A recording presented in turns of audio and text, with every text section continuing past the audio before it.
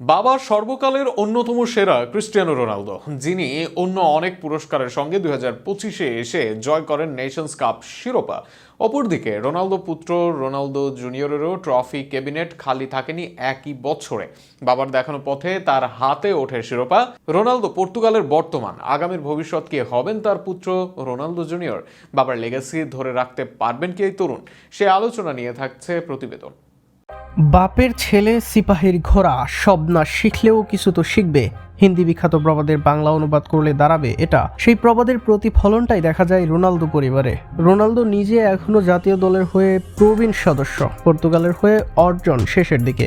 অপরদিকে বাবা যেখান থেকে শেষ করছেন সেখান থেকেই শুরু রোনালদো পুত্র রোনালদো জুনিয়রের। 2025 সালে একই বছরে পর্তুগালের জার্সি গায়ে জড়িয়ে দুজনের কাছেই এসেছে শিরোপা। বাবা ক্রিস্টিয়ানো জয় করেন ইউরোপের অন্যতম সেরা আসর নেশনস কাপ। সেখানে ফাইনালে স্পেনের বিপক্ষে মূল ম্যাচে 2-2 গোলে ড্র করে পর্তুগাল দল। এরপর টাই ব্রেকে জয় পায় তারা। সে আসরে ফাইনালে গোলও করেন রোনালদো, এমনকি আসরে 9 ম্যাচে করেন 8 গোল, পান সর্বোচ্চ গোলদাতার পুরস্কার। একই বছরে আবার শিরোপা জয় করেন রোনালদো জুনিয়র। সেখানে একটা নয়, দুইটি নয়, শিরোপা আসে তার পর্তুগালের জার্সি গায়ে। মাত্র 6 মাসের ব্যবধানে দুটি আলাদা দলের হয়ে জাতীয় দলে মেলে সাফল্য।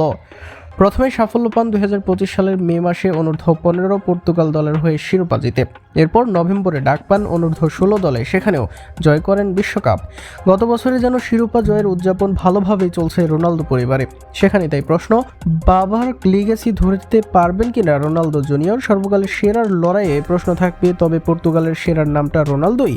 বর্তমানে জেনারেশনের বিচারে সেখানে তো আর কোনো প্রতিদ্বন্দ্বিতাই আসে না। তবে রোনালদোর সময়টা শেষ হয়ে যাচ্ছে। সর্বোচ্চ এই বছরটাই বোধহয় আন্তর্জাতিক ক্যারিয়ার খেলবেন রোনালদো। এরপর বুটজোড়া তুলে নেবেন বিদায়। এরপর তার রেখে যাওয়া দায়িত্বই কি নিতে পারবেন রোনালদো জুনিয়র? বাবার ডিএনএ পেয়েছেন তার কোচিংও। সূর্যের আলোয় আলোকিত চাঁদটাও দীর্ঘক্ষণ আলো দিতে পারে। আবার অনেক সময় তো মোমের অল্প আগুনের উৎস এনে দিতে পারে বড় স্ফুলিঙ্গ। রোনালদো জুনিয়র এই দুইয়ের যেদিকেই যাবেন তাতে উপকৃত হবে পর্তুগাল।